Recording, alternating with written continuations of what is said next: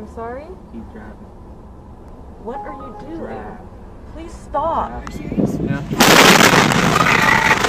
Oh, you okay? Dad? Your baby thing inside you open a rescue was going on. Nobody was making an attempt to rescue.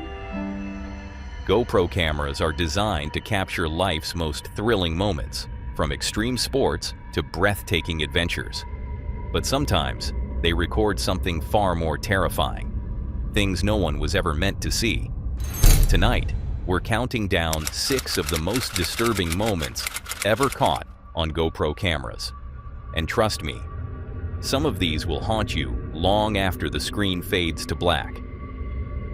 Let's delve straight into the first disturbing video. This is by far the most terrifying footage ever captured on a GoPro. It shows the unimaginable, being forcefully sucked into a 30-inch oil pipeline deep underwater with no way out. For 5 divers in Trinidad, this nightmare became a horrifying reality, but only one survived to tell the tale. The events that unfolded on February 25, 2022, at Berth 6, Pointe-à-Pierre, will leave you shaken. It started as a routine maintenance job. The 5 men, Faisal Kurban, Kazim Ali Jr., Rishi Nagasar, Yusuf Henry, and Christopher Boudram, were seasoned divers, tasked with repairing a dormant oil pipeline for Paria Fuel Company. The U-shaped pipeline stretched along the seabed, connecting 2 oil platforms. While the job carried some risk, they had done this type of work many times before. But on this day, something went terribly wrong. The team was working inside a specially designed diving bell that created an air pocket, allowing them to work safely underwater. The bell pushed out seawater, providing a dry space for the men to remove their gear and begin the repairs. All seemed normal, until the moment the inflatable plug holding back water and air pressure was released. Without warning, the pipeline turned into a deadly vacuum. Water and debris surged into the bell, and the men were violently sucked into the narrow pipe. In just seconds, their sanctuary became a trap. For 90 agonizing seconds, the men were hurled through a torrent of water, oil, and debris, struggling to breathe. When the chaos stopped, they found themselves in a dark, oil-coated pipe, disoriented but miraculously alive thanks to a small air pocket. This horrifying incident was captured on camera, making it one of the most heartbreaking pieces of footage, especially when you realize what fate awaits them.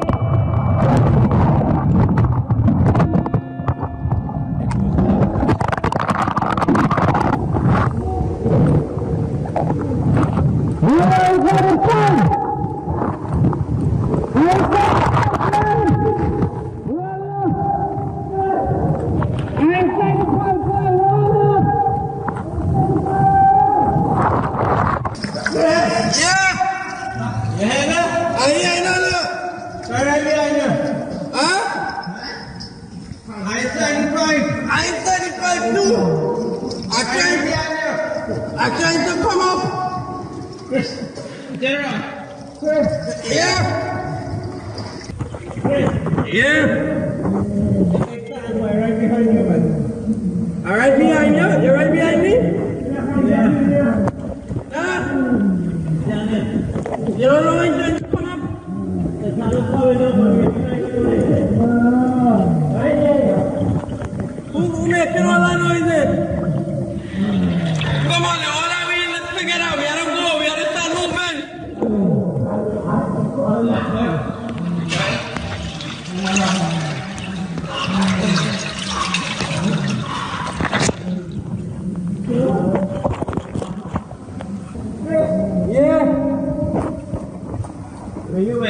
I don't know why I'm trying to come up.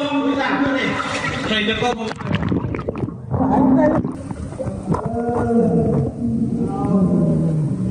But don't worry, all is good. All is good, I'm gonna get you through this. I'm trying to come out. Huh?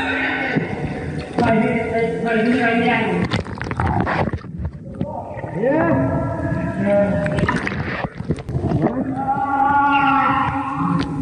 Who is that boy there? Yusuf? Oh, Yusuf? How long you have to walk before you meet Feisy? You and Feisy was together all the time? Right now, we are fighting. Right now. Who else with you? We are fighting alone. Cars with you? Right there. Right there where? Cars, everything alright with you? No. Any items break? All the way. Your leg, alright. Five, anything happen to you? Yeah. A five? No way. Yusuf, anything happen to you? Yeah, boy. What happened? Come break. Alright.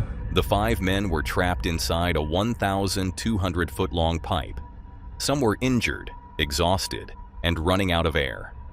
Desperate to find a way out, they linked together and tried to crawl through the pipe, but the thick oil and broken bones made progress agonizingly slow. Christopher Boudrum, the sole survivor, vividly recounts the terrifying experience. Tornado, everything just spinning and beating you up and tapping so fast. I couldn't react. The only thing I remember able to do was cover my head, like in the fetal position. After that, all I remember, I didn't even remember actually getting pulled in the pipe. I just remember going hurled through the pipe at unbelievable speeds. I couldn't hold my breath no longer, man. Throat. When you're holding your breath for too long, after a while, your body, your lungs just fight. Yeah, waist closed, you see a noise.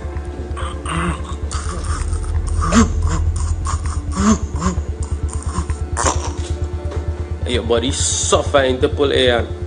An unbelievable nightmare. Your eyes burning. Every time you try to open your eyes, it's burning. You're pitch black, you can't see nothing. Your throat burning. Your ears ringing. Your body sore. And at that point, I tell myself I was going to dead. Along the way, they found 2 oxygen tanks, but they weren't enough for all 5. Chris knew they had limited time. Worse still, water levels were rising. Realizing that staying together would mean certain death, Chris made the hardest decision of his life. He would have to leave the others behind to seek help. With 1 oxygen tank, Chris pushed through the submerged sections of the pipe, fighting exhaustion, oil burns, and suffocating fumes. At one point, his air ran out, but by some miracle, he found another tank. He kept moving, determined to survive and save his crewmates. After what felt like hours, Chris finally reached the top of the pipe and was rescued. But the nightmare wasn't over. He recounted every detail to the LMCS rescue team, hoping they could save the others. The rescue divers immediately began knocking on the pipe, hoping for a response. They were met with the sound of knocking from inside, proof that the remaining divers were still alive. But as hours passed, hope began to fade. The rescuers couldn't find a way to get the men out, and the trapped divers, dealing with rising seawater, carbon dioxide buildup, and dwindling oxygen, realized no rescue was coming. The bodies of the 4 other divers were recovered days later. The exact timing of their deaths remains unclear, but their final hours were undoubtedly filled with unimaginable terror. Christopher Boudrum appeared before the commission to testify, recounting the gut-wrenching events that led to the loss of his colleagues. Because everything inside me open, I rescued. Everything inside me open, I rescue was going on. Nobody was making an attempt to rescue me. I always somebody who doesn't know what's going on, and I was always somebody who could control and see things through, and I feel. This tragedy remains one of the most harrowing stories of survival and loss. A story that serves as a stark reminder of the dangers faced by workers in high-risk environments and the cost of negligence in the oil and gas industry. Did you find this footage disturbing? Then brace yourself for what you are about to see next. Quick interruption. If you're enjoying this video, why not hit that subscribe button? We're on a mission to hit 150,000 subscribers, and when we do, 3 lucky fans will win a free item of their choice from our merch store. Right now, 73.6% of you watching haven't subscribed yet. It's completely free, and your support helps us make even more awesome videos. So, don't miss out. Subscribe, and let's get back to the video. The following GoPro footage was captured inside the vehicle of Uber driver Christina Spuza. While no graphic visuals are shown, I want to warn you, the story behind it is deeply unsettling. 38-year-old mother of 4, Christina Spuza, was working late-night Uber rides on February 10th, 2022, when 22-year-old Calvin Crew used his girlfriend's phone to request a ride. Christina accepted and picked him up. As he got into the car, he was wearing a suspicious mask that covered his entire face, leaving only his glowing eyes visible. She greeted him politely, but Calvin didn't respond. Or if he did, it was likely just an inaudible grunt. Hi, Christina. How are you today? Despite his silence, Christina remained courteous, asking a few minutes later how his day was going. Did you have a good day today? However, not long after, Calvin subtly looked around to make sure no one was watching. Then, he lifted his mask slightly, pulled out a gun, and pointed it at Christina while threatening her. Keep driving. I'm sorry? Keep driving. You've got to be joking. Keep driving. What are you doing? This is a gun. Keep driving. No, it's not. Stop. Come on, man. I got a family. What are you I got doing? a family too. Now drive. What are you doing? Drive. Please stop. Drive the car, miss. Why Just are you drive. doing Don't this? Don't make this so noticeable. Just drive. Why are you doing this? Drive the car. To where? Complete the trip. I cannot do that. Complete the trip. Why are you doing this? Complete the trip. He ordered her to complete the ride so it could no longer be tracked. Shortly after, he grabbed her phone and attempted to access her banking apps, transferring money to his girlfriend's phone. Offer me, please. Then, he reached for the GoPro camera and tossed it out the window. As he did, he tried to reassure her, saying, "Everything will be fine if you just do what I say." Do what I say and everything will be alright. 2 days later, an Amazon driver discovered Christina's body in the woods, about 50 feet off the road. She had been killed with a single gunshot to the head. Investigators later found her dashboard camera along the route of her final Uber ride. The footage provided all the evidence needed to convict Calvin of her murder. Prosecutors are now seeking the death penalty. It's unsettling to realize that people can do these kinds of things to each other. But what if you're unaware that you're about to end up in a catastrophe? That's exactly what happens in the next clip. Derek Hurt was driving down a highway in West Texas with his daughter, Chloe, when he spotted something alarming in the distance. Thick black smoke billowing into the sky. As they got closer, the source of the smoke became clear. A fertilizer plant was completely engulfed in flames. Sensing the gravity of the situation, but unaware of just how much danger they were truly in, Derek grabbed his GoPro and began recording. But in the next few moments, they would come to realize just how terrifyingly close they had placed themselves to catastrophe. It should collapse. There it is over there. Looks like it just jumped out the window. Are you serious? Yeah. Oh, you okay? Dad? You okay? Dad, I can't hear. Come here. I can't hear. Get out of here. Please get out of here. Oh my God. Please get out of here. Please get out of here. Oh my God. Dad, please get out of here. I can't Chloe. hear. I can't hear Oh, anything. shit. I can't hear anything. Oh my God. Dad. Without warning, a massive explosion tore through the air, sending a powerful shockwave in all directions. The force of the blast was so intense that it knocked Derek sideways in his seat, and for a brief moment, the truck was lifted completely off the ground. The deafening boom echoed for miles, followed by a moment of eerie silence before the realization of what had just happened fully set in. Stunned and shaken, Derek and Chloe processed the chaos around them. The sheer power of the explosion had turned what was once a burning structure into a full-blown disaster zone. Though they were lucky to have survived, they had come frighteningly close to an event that could have ended very differently. And describe the blast. I mean, it looks like the camera is completely knocked out of your hands. I understand you ended up kind of on top of Chloe in the car. Describe the shockwave.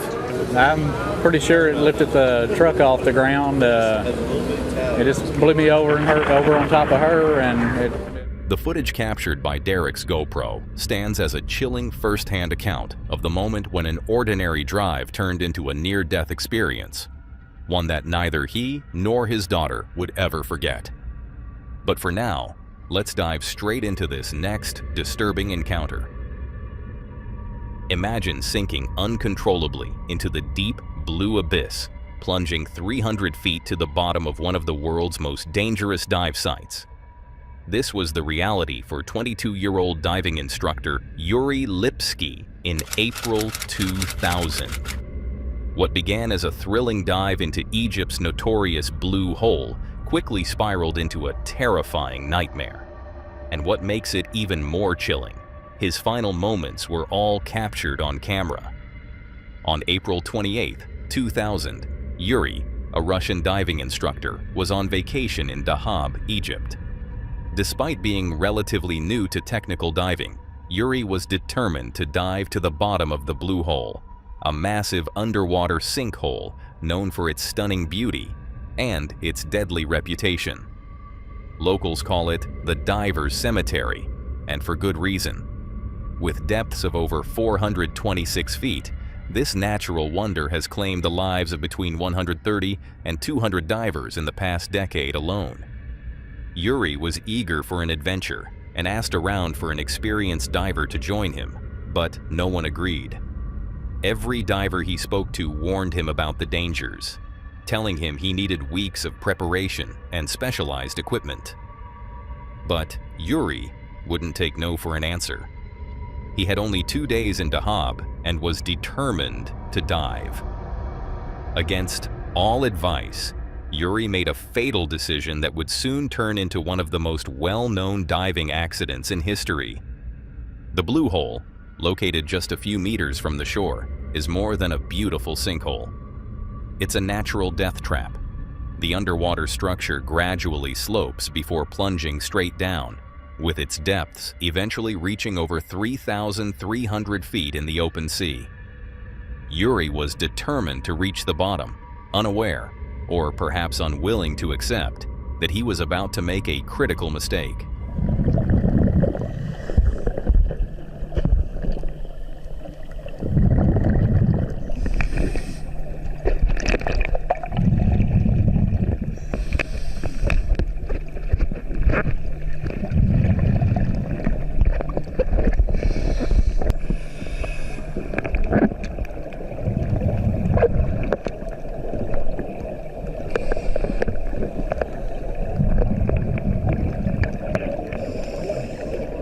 Yuri entered the water around 5 p.m., camera strapped to his head, ready to document the dive from his perspective. Several divers witnessed him begin his descent, but none knew the full extent of the risks Yuri was facing. He wasn't wearing an additional diving cylinder, something crucial for preventing nitrogen narcosis, a potentially fatal condition that can make divers feel drunk and unable to make rational decisions as they descend too deep. As Yuri descended, things initially seemed calm. The sunlit surface began to fade, and darkness enveloped him as he continued deeper into the Blue Hole. But as he moved further away from the group, his fate was slowly being sealed. By the time he reached 33 feet, his lungs were only taking in half the air they had at the surface. Nitrogen was building up in his bloodstream, a ticking time bomb waiting to go off.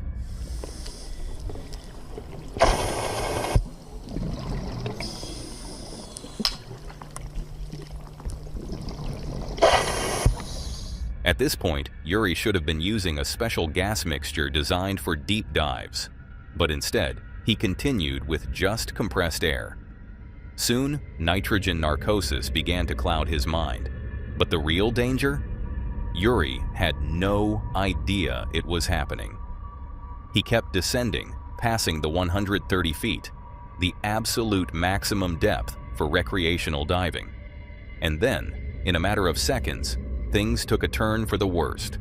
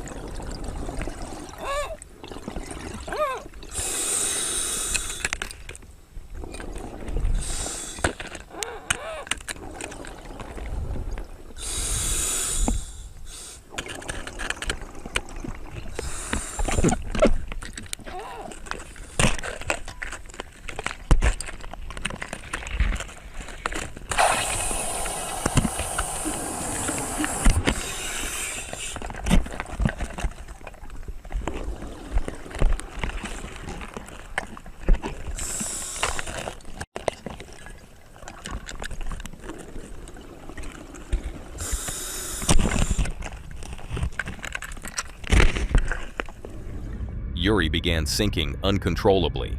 He tried desperately to slow his descent, but his buoyancy control device wasn't working.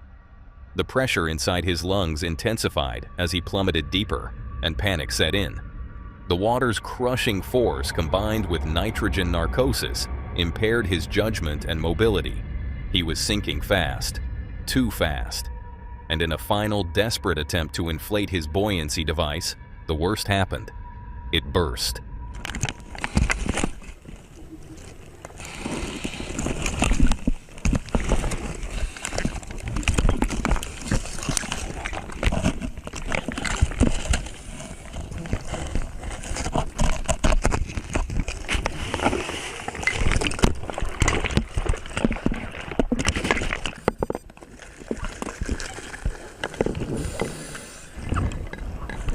At just over 300 feet, Yuri crashed to the bottom of the blue hole, face down.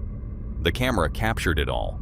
His descent, his desperate attempts to survive, and his final moments. By 5:11 p.m., just minutes after entering the water, Yuri Lipski was gone. But this wasn't the end of the story. A week later, on May 5th, a local technical diver named Tarek Omar was called to recover Yuri's body. Tarek had been to the blue hole many times, tasked with the grim responsibility of recovering the bodies of divers who never made it back to the surface. This time, it was Yuri's turn. Tarek descended into the depths, finding Yuri lying motionless at the bottom. There was nothing to be done. Yuri had been dead long before anyone realized he was missing. As Tarek examined the scene, he noticed several alarming things. Yuri was carrying too much weight, about 26 pounds of lead on his belt, far too heavy for a dive of this magnitude. His buoyancy device had ruptured, leaving him with no chance of rising to the surface. And worst of all, he only had 12 liters of compressed air, a death sentence for a dive this deep. But Tarek made another discovery: Yuri's camera. Initially, he assumed it was broken. The model wasn't supposed to function beyond 246 feet, but he brought it to the surface anyway. Little did Tarek know, the camera had survived, and it had recorded everything. Upon reviewing the footage, Tarek saw Yuri's final moments play out in real time. The sinking, the panic, the attempts to rise, and finally, the deadly silence. It confirmed what Tarek had suspected. Yuri had succumbed to nitrogen narcosis. His heavy gear had pulled him down, and his vest had failed. But knowing the cause didn't make the tragedy any easier to bear. The hardest part for Tarek wasn't watching the footage himself. It was the fact that Yuri's mother was there in Dahab, waiting for news of her son. She had been the one to contact Tarek when Yuri didn't return. and when Yuri's belongings were handed back to her, the camera was included. Tarek later said that if he had known the camera was still working, he would have destroyed it. No mother should have to see her child's final moments unfold on video. Yuri Lipski's dive is now infamous in the diving community. His story serves as a grim reminder of the dangers of deep diving and the consequences of ignoring the risks. Today, the entrance to the Blue Hole is lined with memorials and tombstones, honoring the lives of those lost beneath the waves. And among them is a memorial for Yuri, a stark reminder of a dive that went terribly wrong. A plaque reads, Yuri Lipski, October 1st, 1977 to April 28, 2000. You will always be with us. Mama. It's sad that danger can lurk in the smallest corners and that Yuri's story had to end this way. Speaking of hidden dangers, take a look at the next horrifying clip. There's a well-known saying about bears. If it's black, fight back. If it's brown, lie down. If it's white, say goodnight. The meaning is pretty straightforward. Black bear encounters rarely turn violent. But if one does attack, your best chance is to make yourself look as big as possible and fight back. With a brown bear, fighting is futile. Your best option is to play dead and hope it loses interest. And if you ever come face to face with a polar bear, well, you're already in serious trouble. The internet is full of videos showing close encounters with black bears. Some are nerve-wracking, like bears stalking hikers or bluff-charging people. But these situations rarely escalate into full-blown attacks. That's what makes this particular footage, captured by Canadian outdoorsman Richard Wesley, so terrifying. While out hunting, Wesley spots a black bear in the distance, minding its own business. But once it notices him, the bear starts moving in his direction. At first, its approach seems slow and casual, but within moments, it turns into a full-speed charge. Wesley tries to deter it by making loud noises, but the bear doesn't hesitate. It lunges at him, swiping and knocking him to the ground.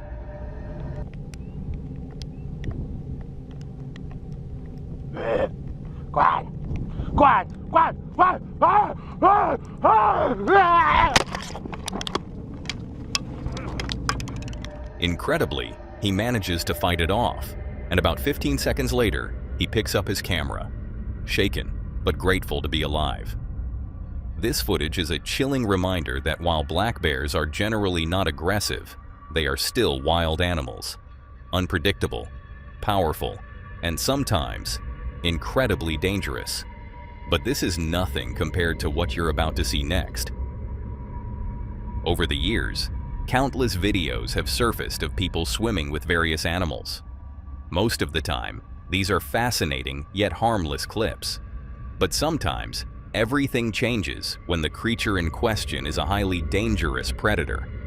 In 2017, the official GoPro channel uploaded a video featuring a man named Johan diving in South Africa. At first, everything seems normal, just another routine dive. But about 30 seconds into the video, a dark figure appears in the distance. It quickly becomes clear that this is no ordinary fish, but a massive great white shark heading straight toward him. Johan immediately panics and starts swimming away as fast as he can. The tension is almost tangible as we hear the stress in his breathing and the fear in his voice. As he reaches the surface, the shark glides just inches beneath him.